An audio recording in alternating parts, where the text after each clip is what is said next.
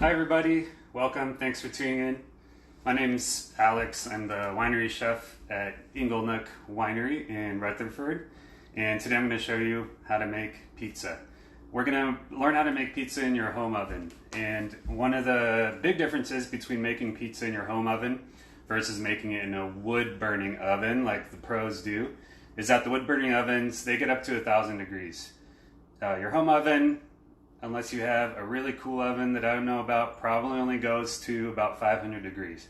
So in order to make a great pizza at home, you really need to learn how to maximize the heat potential of what you already have. So we're going to work through that. We'll be working with a dough recipe for our pizza crust that we posted a few days ago, which is actually a bread dough recipe. Something I wanted to mention briefly, that pizza dough is really just bread dough. I used to think that there was some kind of magic thing to pizza dough, that there was a particular ingredient that made it a certain way, that made it pizza dough specifically. If you like baking bread, if you have a great bread dough recipe, chances are it'll work pretty well for pizza. So we're going to use our bread dough recipe. If you haven't checked it out, go back and take a look. There is a video also. There's a link posted to the video in our profile, and you can check that out. There's step-by-step demonstrations on how to do it from start to finish. All right, so we're going to start by checking out the equipment that we're going to need to do this. So what we have here is a pizza peel. This makes making pizza much easier and much simpler. If you don't have one, you can also use a wooden cutting board, particularly if it's thin. That'll make it even easier. You can get away with using the back of a sheet pan, the back of a cookie sheet. That can work too. Or if you're creative and happen to have some plywood lying around, you can also just make your own paddle or peel. Over here we have a large spatula that we'll use for moving the pizza around. We have a pastry brush. We're going to use that to brush oil on our pizza. A pizza cutter and laser thermometer. Laser thermometer is not necessary, but helpful. We have a cooling rack. We have a cutting board that's ready to go. Now, inside our oven, we have a pizza stone or a baking stone. We have that placed directly above the heating element on the very bottom of the oven. Pizza stone really is critical to this whole setup. It's important that you have it. We place it specifically on the very bottom, directly above the heating element, because that's going to work in our favor. That heating element is going to get that stone really hot. Later on, we're going to move it to the top. That's why we have the shelf staged up there. It's going to be a two-stage baking process. This is one way in which you can get a pretty darn nice pizza out of your oven. All right, so now let's talk about ingredients. What are we going to put on our pizza? How are we going to make it? So I've got a little bowl of flour. It's going to help us shape our dough. Salt and pepper. That's olive oil. That's actually our estate olive oil, which is a really great, vibrant, pungent oil. It's great for pizza. In there is some finely chopped garlic. I also have some wild Italian oregano. Putting the chopped garlic in there is nice because it's a way to transfer some garlic flavor without it being overwhelming or overpowering. If we're talking about food and wine pairing, that's something I'm always conscious of. I don't want to overrun the palate with really strong flavors. We have our pizza sauce here, which I'll show you how to make in just a second. And then we have our mozzarella. So that is whole milk mozzarella. This one is from Belfiore Creamery in Berkeley. It's great. And that's it. So we're making a really basic pizza today. These are really simple toppings. This honestly is one of my favorite pizzas. Very simple. It makes it all the more important to make sure that all the flavors are in balance, that everything is seasoned properly. I'll talk about that briefly a little bit later. Okay, so let me show you a couple things really quick before we get going. If you check out the bread dough recipe, that doesn't actually teach you how to shape a ball of dough for your pizza. So right now I'm briefly going to go over how to shape the ball of dough for your pizza. Then I'm going to really quickly show you how to make the sauce, and then we're going to go into cooking. All right? Sound good? All right. Okay, so if you make your dough as in the recipe, it should actually be about twice as big as this. This is about half a recipe. In order to make a ball of dough for your pizza, you're gonna divide that dough into 4 pieces. Each piece is going to be approximately 250 grams if you're using a scale.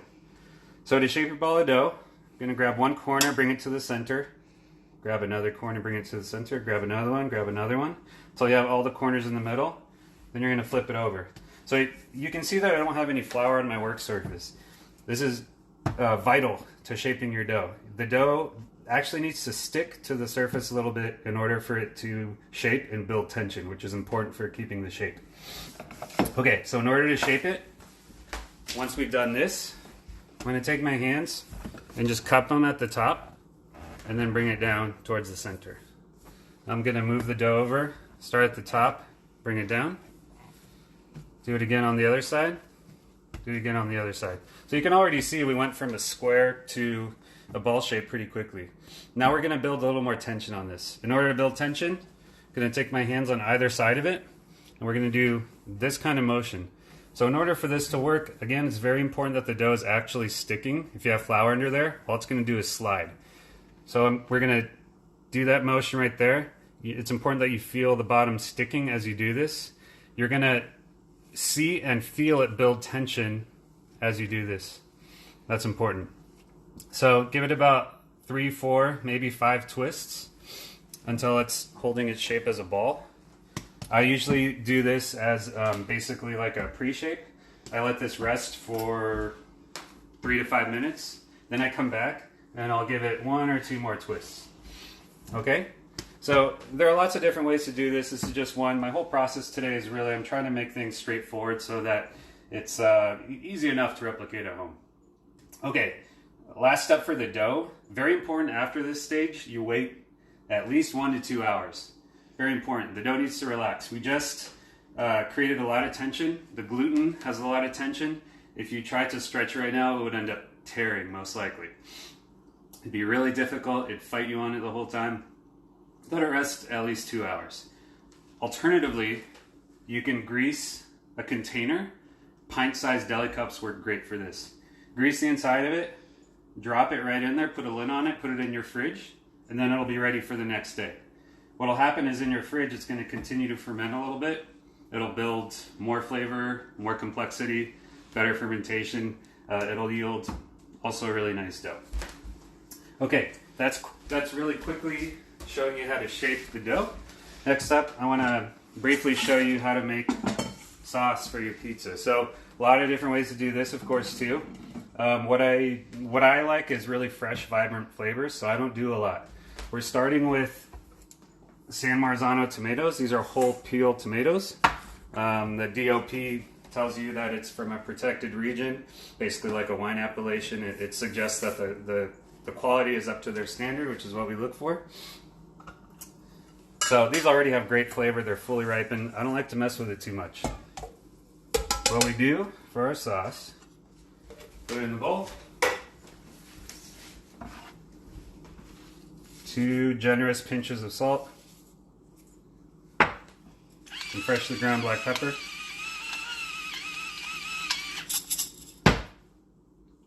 I wash my hands about 5 times, just so everybody knows. Alright, now gently start breaking them up. Once they're mostly broken up, you can squeeze a little harder without making a mess, so you're not wearing the tomato. Okay, guess what? That's our pizza sauce. That's it. If you do like it a little smoother, you can use an immersion blender, a food processor, or a regular blender and puree a little bit more.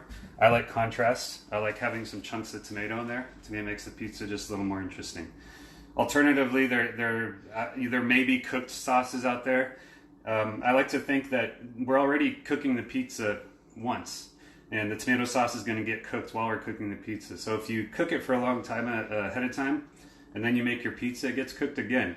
So by that time, a lot of the flavors have dulled down. So doing it this way, the tomatoes are raw, going onto the pizza, then they cook briefly.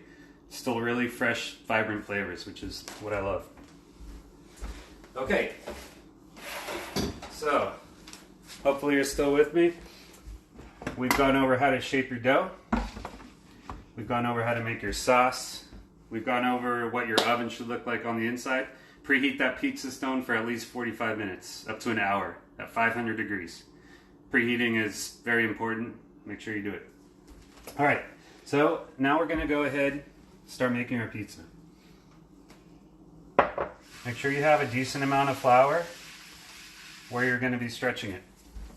Same thing for your hands. Make sure there's some flour on your hands so the dough is not sticking. All right, little flour on top. Now I'm going to use my hands. I'm going to start at the center and I'm going to push out towards the edge.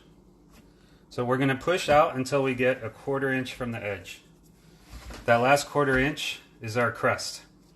We have a quick question from a follower about what can you use if you don't own a pizza stone? So if you don't own a pizza stone, I've experimented with turning cookie sheets upside down or even stacking two together so that it does have a little thermal mass. Part of the thing about the pizza stone is thermal mass. How much heat can it hold and for how long, basically, is the question. And that's why pizza stones work, is that they can hold heat for a while. So to answer the question, you can try doing that method where you flip a cookie sheet or even two stacked together over just to try to make it a little heavier. What I'll say is that you really want to be careful at that point to make sure that your pizza isn't burning. Since the metal is relatively thin compared to a thicker pizza stone, potentially you might get scorching on the bottom. So just keep an eye on that. Once you see our basic process, then you can try to adapt it to what you have if you don't have a pizza stone. Alternatively, I'm imagining you don't have a baking steel either, but that's the next best thing is if you have a steel. All right. Actually, you know, something else too, just in case, if you happen to have a cast iron griddle, that can work too. And if our followers are interested in purchasing the Inglenook olive oil, can they access that through the website? I would say write a message and someone who knows a little more about it than me will get back to you. I sure hope so. Fantastic. It's really nice stuff. Okay, so we did this once already where we went to the edge and kept our 1/4 inch. Then I flipped it over and we're doing it again. Pushing down pretty hard, respecting the 1/4 inch at the very edge. Now you can see we're getting some really big air bubbles coming up. Those we're actually going to pop before this goes in the oven because those will burn. So we'll pop those guys. Besides popping those bubbles, after we choose the point at which our crust begins, which I'll suggest about a 1/4 inch, we're going to go out of our way not to touch that dough anymore. And I'll show you how to do that during the next 2 steps. Okay, so it's kind of starting to look like a pizza, right? So we're getting there. So next step, we're going to keep stretching because we want the dough to basically be paper thin. Okay, so for the next step, I'm going to grab the dough on either side of what our crust is, and then I'm going to let gravity help me. Taking it with this hand, letting it stretch, taking it in this hand, letting it stretch. I'm going to keep doing that. I'm going to go all the way around. So gravity is stretching the edge of the dough here for me. And again, respecting the crust, I'm not touching that anymore, just going on either side of it. This is, you'll see later, this is what gives you a nice puffy crust relative to the rest of the dough. So I've gone all the way around, letting it hang and stretch. Okay. So we're getting there. Now we're going to do one more step to stretch it a little bit more. I'm going to flip it over onto the back of my hand. Then I'm going to use the back of this hand. I'm going to stretch it this way. Then rotate. Stretch again. Rotate, stretch again. Rotate, stretch again. So you can see behind the light, it's almost see-through. It's kind of where we're going with it. At one point, of course, you got to watch out. It can tear. If it tears, you can fix it by pinching it back together. it just becomes a little trickier to handle. You have to be a lot more careful with it if you get to a point where it tears, so just be careful. Okay, so we're pretty much there. That's looking pretty good. Shape it back into a circle. Or if you're a creative type, you can make it abstract. Make it whatever shape you want. Okay, so there we go. I'm going to give this a shake. I want to see if it's sticking. It's not sticking right now, so that's good. People use semolina or cornmeal also to dust underneath the dough. I personally don't like cornmeal. It's just very gritty. I don't like the mouthfeel. Kind of same thing for semolina. It's kind of a chunky flour. I like to just stick with regular flour. If you use regular flour, you just want to be careful not to use too much. You want just enough so it doesn't stick, and don't let the pizza sit too long on your paddle, otherwise the ingredients will soak through, and if it sticks, then you're in real trouble. Okay, so here we are. So I'm going to dust a little bit of flour underneath. Drop the pizza back down. Form it back into your circle. All right, so now we're going to start with our oil. So our wonderful oil infused with some garlic, some wild Italian oregano. The oil is a good place where you can, infuse other flavors if you like other herbs or other aromatics. Whatever you put in there, leave it out on the counter for a few hours, but then keep it in your fridge afterwards. And then just take it out, an hour before you're ready to go. Okay, so we've lightly brushed oil on here. I just want to suggest that with your ingredients, be sparing with them. It's really easy for a pizza to become overloaded, and I like to say that less is more with pizza. So, with each bite, hopefully you're getting a little bit of each ingredient, not too much so that the pizza's soggy. And that's why it's all the more important to make sure that everything is seasoned properly. So if you think about it, in each bite of pizza, you're only getting a tiny amount of each ingredient. So you want each ingredient to really be able to stand alone. Okay, so there's our sauce. Now we're going to go with our mozzarella. I just cut it about 1/4 inch and then tore it randomly into chunks. I purposely cut it relatively thickly. The point is so that by the time we're done cooking, the cheese is not overcooked. So that's, again, one of these kind of nuanced things where one of the reasons it's hard to make pizza in the home oven is often by the time your crust is crispy, your toppings are overbaked. And overbaked cheese is just not that exciting. It's rubbery and a little chewy. So here we're going to try to keep our cheese nice and creamy and stretchy, just the way we like it. Okay, so lastly, but not least, is a sprinkle of salt on top. Again, kind of maximizing flavor in each bite. Okay, yay! It's not sticking, so that's great. Okay, so we're going to begin the first stage of our bake. It's going to go onto the pizza stone, which has been preheating for at least an hour. I'm going to slide this right onto the stone. Usually kind of quick, swift movements are what you want. So once you decide where the pizza is going, just commit. That's going to cook for just about 4 minutes, 3.5 to 4 minutes. After that stage is done, then we're going to move the pizza stone to the top shelf. We're going to turn our broiler on, and then we're just going to finish it. So the whole baking time, total baking time, I'd say for each pizza is pushing towards 6 minutes. Now, one of the things about this cooking method that's convenient or conducive to feeding several people is that we're basically par baking the pizza before we finish it.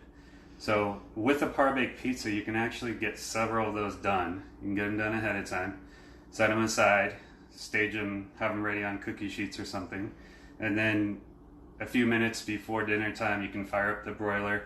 Just make sure, of course, your stone's in there and that's preheated. But then each pizza at that point really just takes a couple minutes. So you can have a bunch of hot pizzas ready to go relatively quickly. That's one of the good things about this 2-stage bake.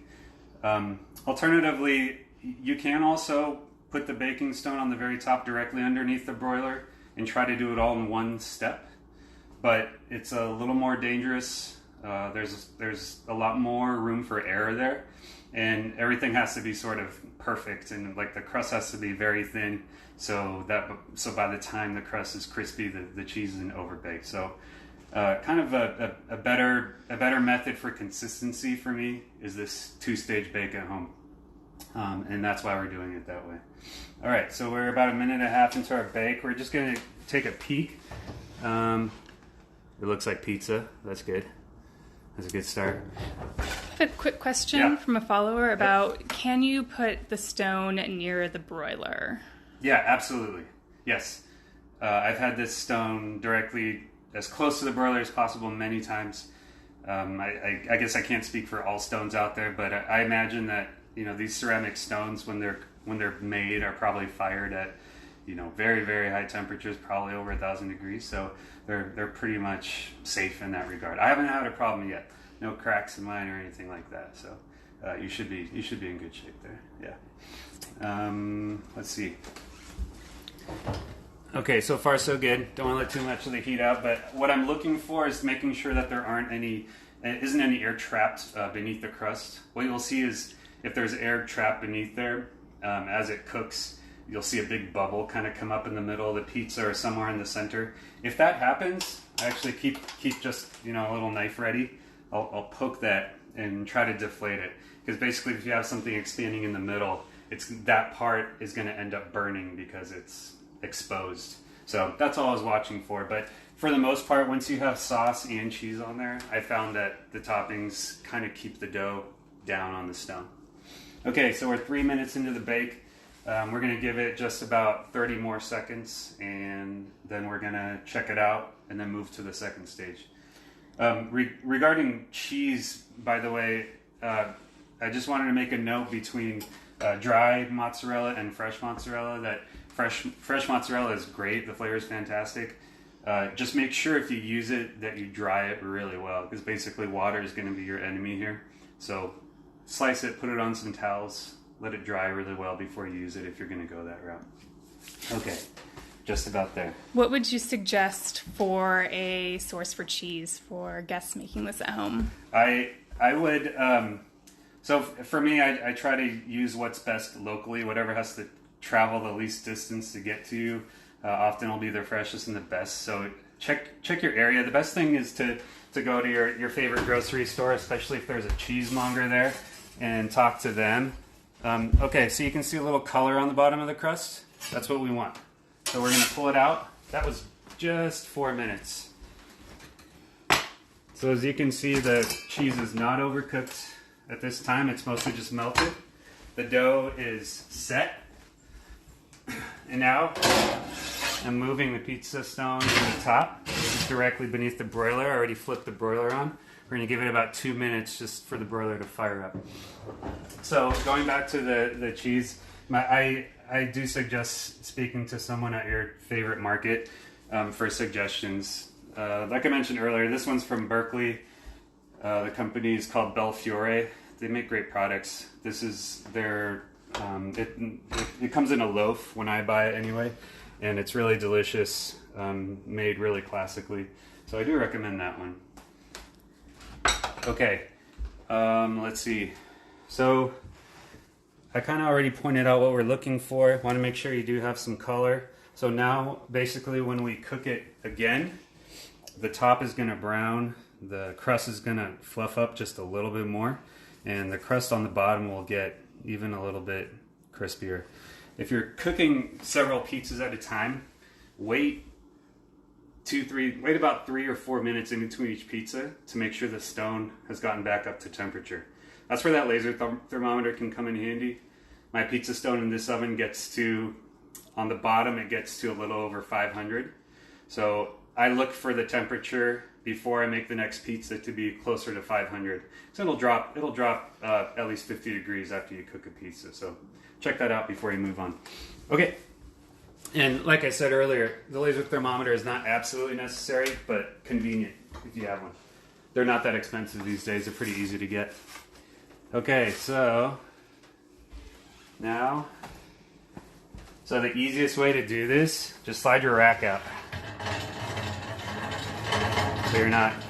so you're not sticking your hand directly under the broiler. Slide it right onto the stone. So at this point, should just take about 2 minutes. What we're going to look for is color on the crust. There's going to be a little bit of browning on the cheese. I'll take this time to mention regarding flavor that the parts on a pizza that are almost burned do end up contributing to the overall flavor complexity. If you look at pizzas that are fired in a wood-burning oven, there's always basically little blistered burn spots going all around the pizza crust. In regards to flavor and what you experience on your palate, bitter becomes one of the flavor profiles that when the flavors are overwhelmingly strong, bitter is definitely unpleasant. But when it's sprinkled a little bit here and there throughout, it ends up adding to overall complexity. So don't be scared to get your pizza a little bit dark on top. Okay, so you can see we're getting some flavor. Cheese is bubbling, or color, I'm sorry, cheese is bubbling up. I'm gonna take it out. I'm just gonna rotate it 180 degrees. Use your spatula instead of your fingers. And now we're just gonna wait maybe another 15 seconds. So what I don't wanna do, like I mentioned, is I don't wanna overbake the cheese. I wanna make sure that stays nice and creamy. All right. Okay. Here we go. Pizza's coming out. Onto our cooling rack that we prepared earlier. After the pizza comes out, grab your pastry brush and your lovely oil that you prepared and go ahead and brush the crust.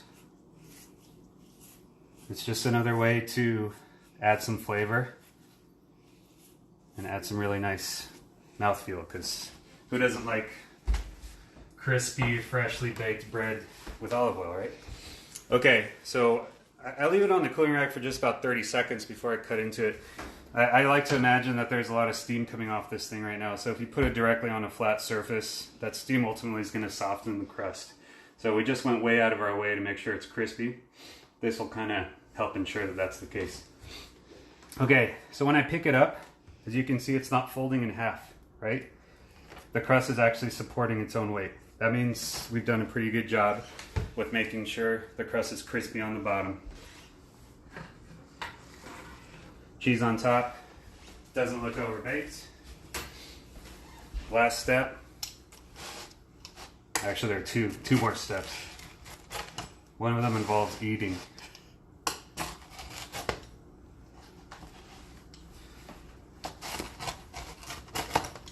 So, people always like to check out, what the crust looks like on the end. What we're looking for is seeing that there's, nice air pockets, nice development. It's soft on the inside, it's airy. So the crust that we worked really hard to preserve, that 1/4 inch, this is what kind of helps provide, the contrast of the whole eating experience, where you have something fluffy, chewy here, you have something creamy here, you have something crispy over here. It's just a great contrast of flavor and texture. The slice of pizza is holding its own weight. It's not caving in under the weight of the cheese. So to me, for a home baked pizza, cooking it in this style, it's about as good as it's going to get. So there it is. I hope you guys all enjoyed that. Hope it made sense. Hope you learned something. I got to a few questions while we were working on this. If I didn't get to one of your questions, or if you have one that you'd like to get an answer to, or just help with your dough or anything, feel free to comment on the posting a few days ago with the bread recipe that has the pizza announcement. You can also contact me directly, Alex_Lovick, with any questions regarding dough and pizza. I'll be happy to help you out, so feel free to find me on there. And make sure you enjoy this with a glass of Panino. This Zinfandel goes great with Italian food. It's bold and delicious. Some of you already know that, and it will be perfect with your pizza. So please enjoy. Take care. Hope you guys are all well, and hope to see you at the winery sometime soon. Thanks.